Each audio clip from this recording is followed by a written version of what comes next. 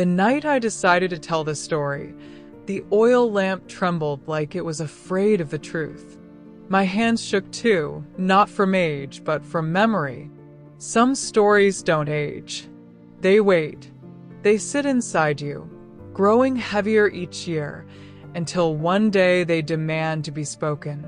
Tonight, that story knocked on my chest so hard that even my silence broke. You think you know loneliness. You don't. Loneliness is when your own child forgets the sound of your voice. I am a grandmother now. My hair is thin like burnt cotton, my back bends without asking me, and my knees complain louder than children ever did. But once, long ago, I was just a mother waiting at a door. Waiting is a habit mothers never unlearn. My son's name was Ion. I named him after the morning light because he was born at sunrise, crying like he was angry at the world already. His father died when Ion was 6. One day he left for work, and the next day he returned wrapped in white cloth. From that day, the house became smaller, quieter, and heavier. Ion held my finger at the funeral and whispered, "Don't cry, Amy. I'll take care of you." Children make promises the way they breathe, innocently. I worked in other people's houses to raise him. I scrubbed floors that were not mine, cooked food I could not taste, smiled at women who looked at me like furniture. At night, I counted coins and dreams on the same mat. Everything I earned went into his future. New books, new shoes, tuition fees. When he slept, I watched his chest rise and fall, afraid that even breathing could be taken away from me. When he grew older, he stopped holding my hand in public. When he became educated, he stopped listening. Education is a sharp knife. It cuts ignorance, but sometimes it cuts roots too. He started coming home late, then later, then not at all. When I asked where he went, he sighed like I was a burden he didn't ask for. "You won't understand," he said. That sentence is more painful than any slap. One day, he told me he got a job in the city. Big salary, big building, big life. I smiled so hard my cheeks hurt. Inside, something cracked quietly. Cities don't have space for old women. He moved out with a single bag. No tears. No backward glance. Just, "I'll call." He didn't. Weeks passed. Then months. Then festivals. On Eid, I cooked his favorite food and waited. The food went cold. "So did I," neighbors asked. "Your son didn't come?"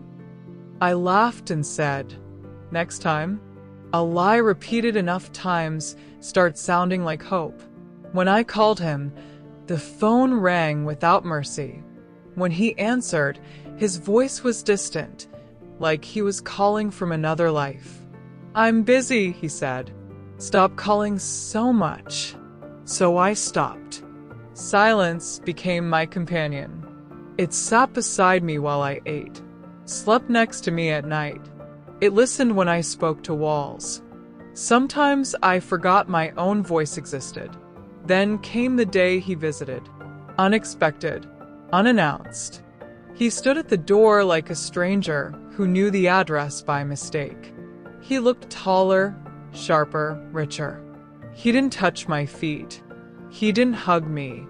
He looked around the house like it embarrassed him. "Why is this place so old?" he asked. "Because I grew old here," I wanted to say. "Because your father died here. Because you learned to walk here." But I said nothing. He started correcting me. My clothes, my food, my prayers. "This is outdated," he said. "That is useless."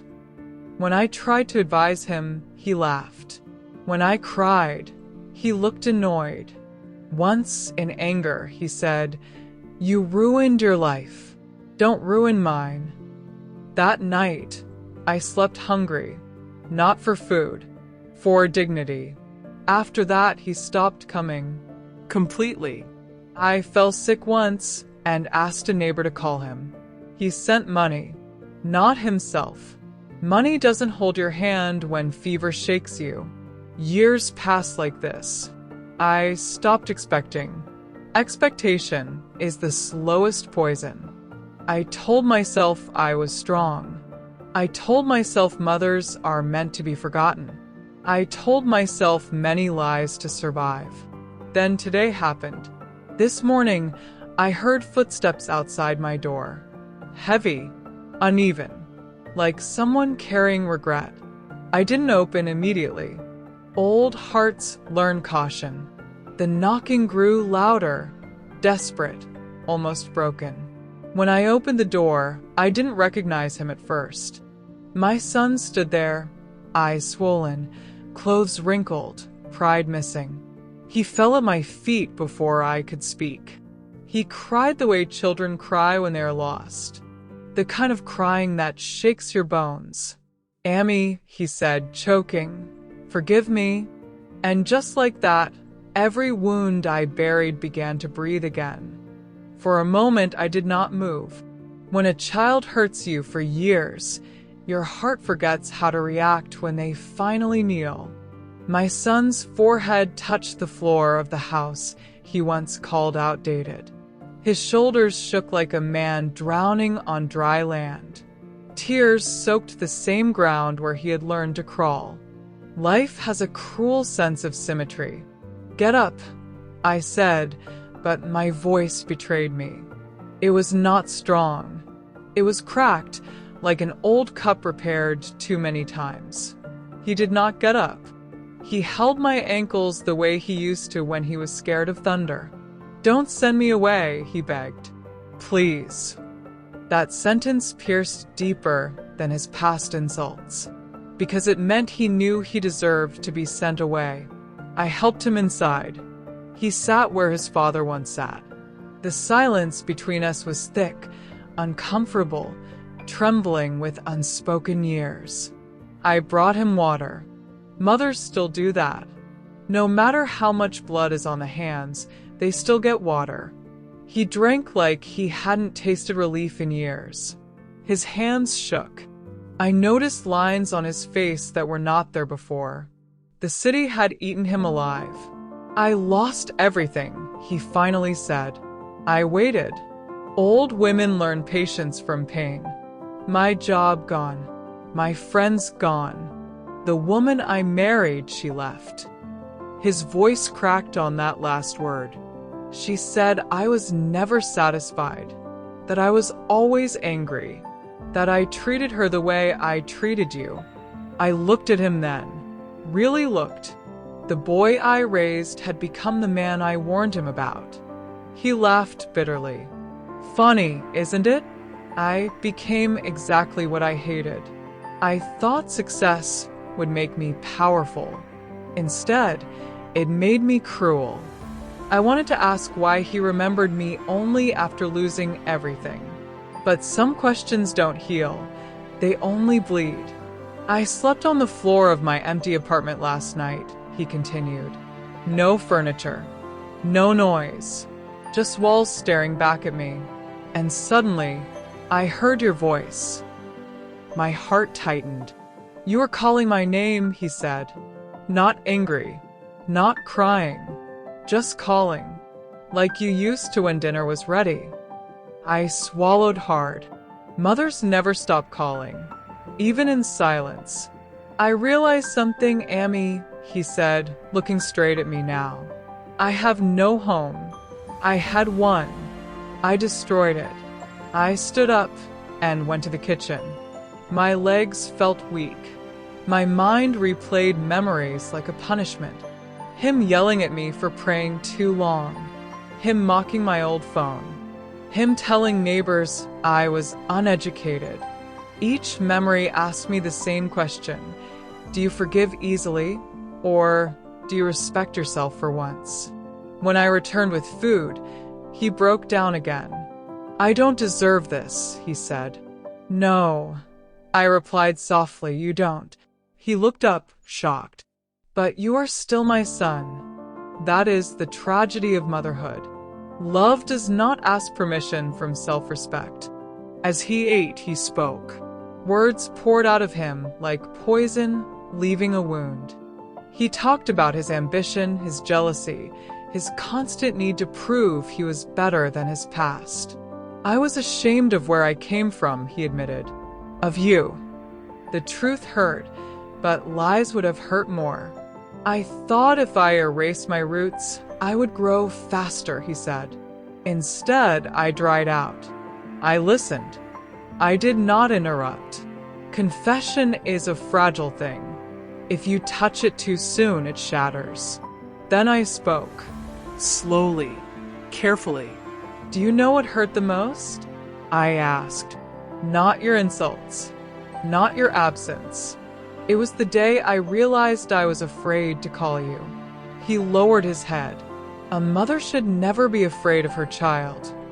I continued, but you made me feel small, like my love was a disturbance.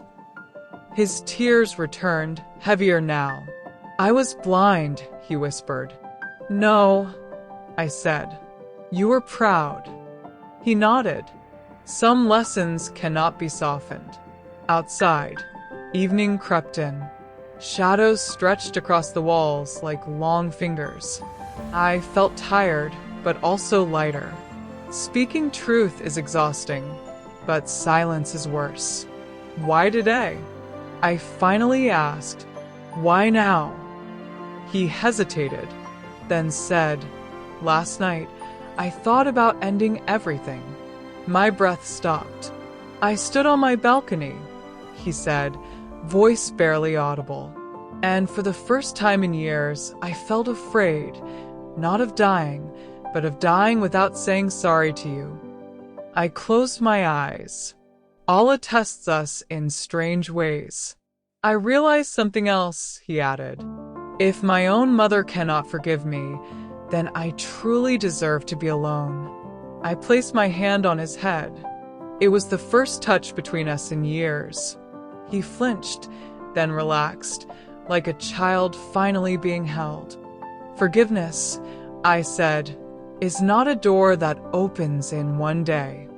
I'll wait, he replied immediately, as long as it takes. That was the first time he sounded like my son again. But forgiveness is a journey, and the hardest part was yet to come.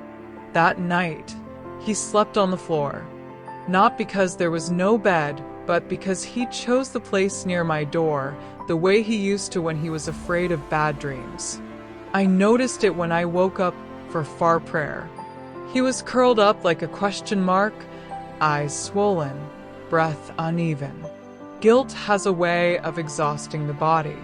I prayed longer than usual that morning, not for forgiveness, for wisdom. Forgiving is easy for a mother. Forgetting is impossible, and rebuilding trust is the heaviest work of all.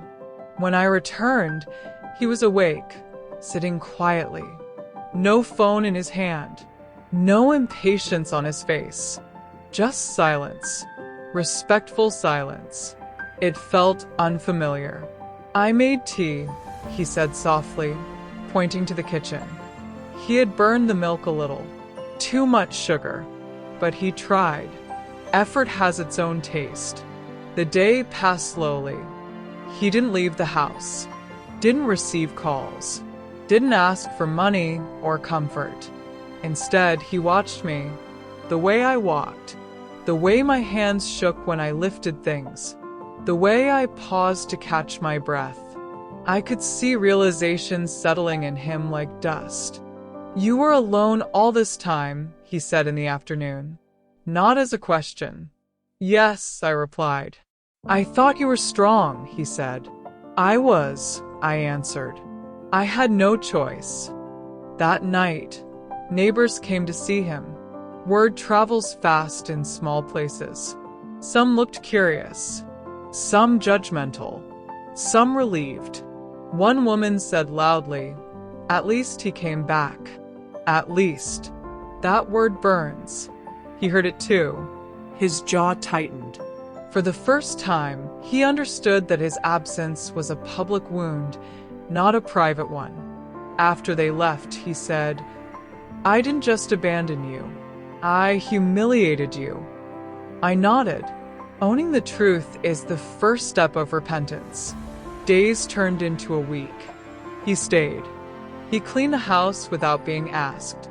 He cooked badly, but earnestly. He walked with me to the doctor.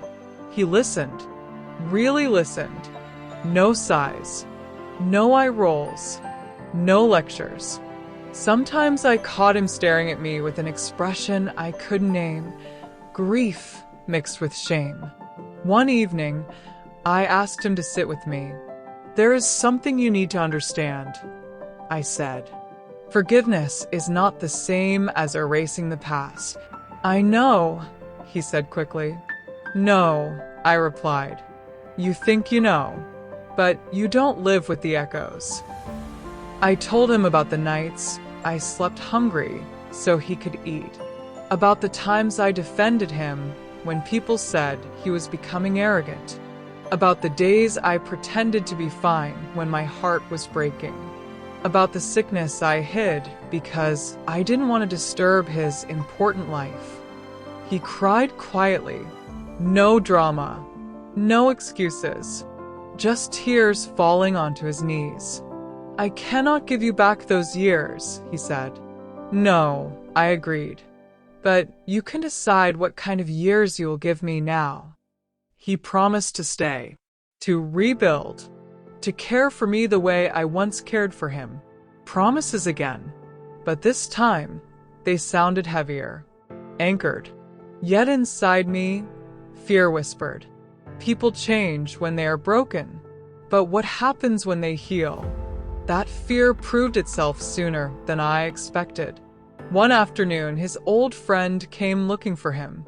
A man dressed in confidence, smelling of the city. He offered him a new opportunity, a job, a chance to start again, somewhere far. I watched my son's face while he listened. Hope flickered, ambition stirred, the same fire that once burned me. That night, he was restless, walking, thinking, silent. "You want to go?" I said finally. He froze.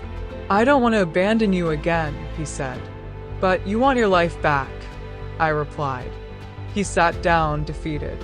"I don't know how to be both a good son and a successful man." I smiled sadly. "That was never the choice. You made it one." He looked at me, confused.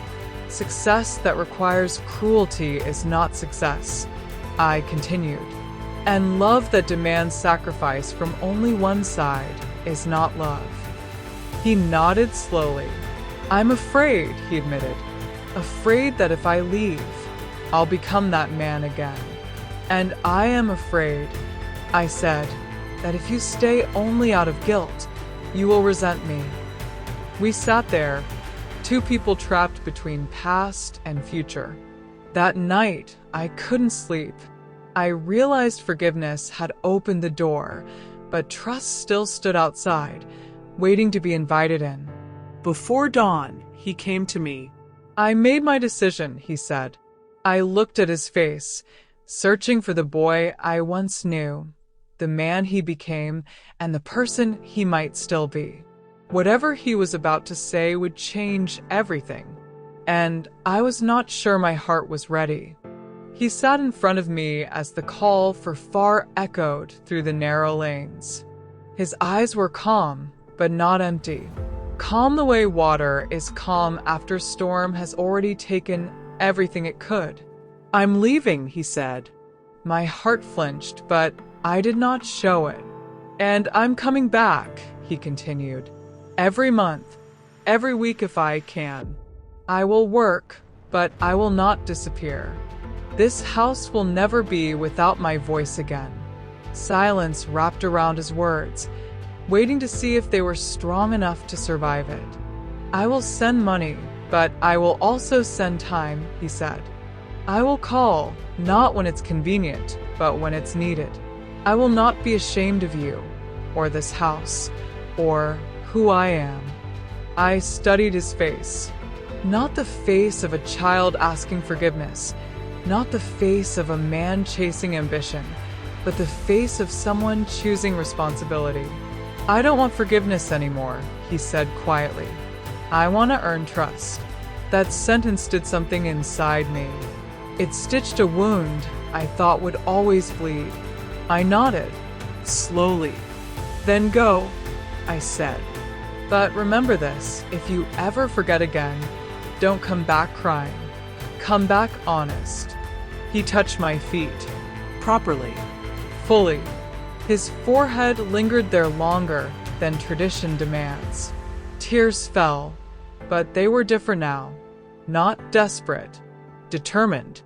The day he left, the house felt quiet, but not empty. Silence without abandonment feels different. It doesn't ache. It rests. He kept his word. Calls came. Messages. Visits. He listened when I spoke. He asked before deciding. When people spoke badly of me, he corrected them. When I fell sick, he came without being asked. Slowly, neighbors stopped saying at least and started saying finally. Years passed. One evening, he sat beside me, holding my hand the way he used to when his father died. I'm afraid of one thing, he said. What?